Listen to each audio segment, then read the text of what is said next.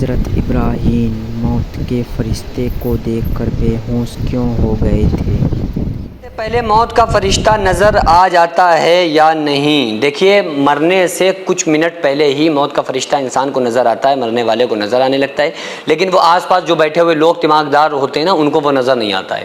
یہ صرف مرنے والے کو نظر آتا ہے۔ اور کیسی شکل و صورت ہے نا، اس کے تعلق سے تو آقا علیہ الصلوۃ والسلام نے ارشاد فرمایا کہ مومن بندے کے پاس بڑی خوبصورت شکل میں آتے ہیں فرشتے، اور کئی فرشتے ہوتے ہیں نا، حضرت ملک الموت ہوتے ہیں جو روح قبض کرتے ہیں، جن کا نام حضرت اسرائیل علیہ السلام ہے، اور ان کے 7 فرشتے کچھ اعزاز کے لیے ہوتے ہیں، اور جو روح کو لے کر آسمانی دنیا کی طرف لے کر جاتے ہیں۔ گناہگار کے پاس بڑی ڈراؤنی شکل میں آتے ہیں۔ ایک مرتبہ حضرت ابراہیم علیہ السلام نے فرمایا نا، حضرت ملک الموت سے، جو روح قبض کرنے والے فرشتے ہیں نا، حضرت اسرائیل علیہ السلام ملک الموت، ان سے کہا کہ اے ملک الموت، تم ہمیں اپنی وہ شکل دکھاؤ جس شکل میں تم نیک لوگوں کے پاس جاتے ہو، وہ کس شکل میں جاتے ہو، وہ شکل کون سی ہے، ہمیں دکھاؤ۔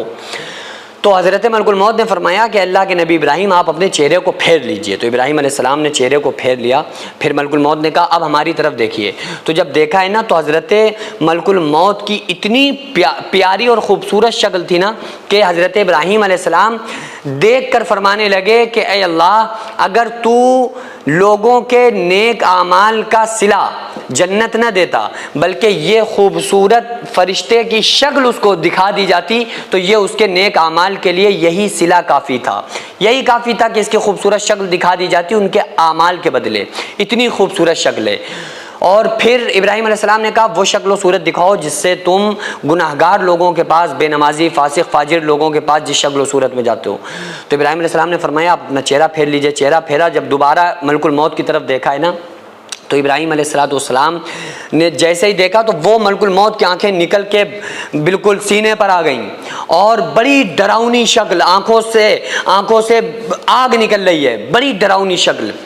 تو حضرت ابراہیم علیہ السلام بے ہوش ہو گئے، اور جب ہوش میں آئے نا تو فرمانے لگے کہ اگر گناہگاروں کے گناہوں کا صلہ جہنم نہ دی جاتی، ان کو جہنم میں نہ ڈالا جاتا، بلکہ یہ ڈراؤنی ملک الموت کی شکل گناہگاروں کو دکھا دی جاتی نا، تو ان گناہگاروں کے لیے یہی کافی تھا۔ یعنی صرف شکل دکھانا ہی ان کی سب سے بڑی سزا تھی کہ یہ خطرناک اور ڈراؤنی شکل دکھا دی جاتی۔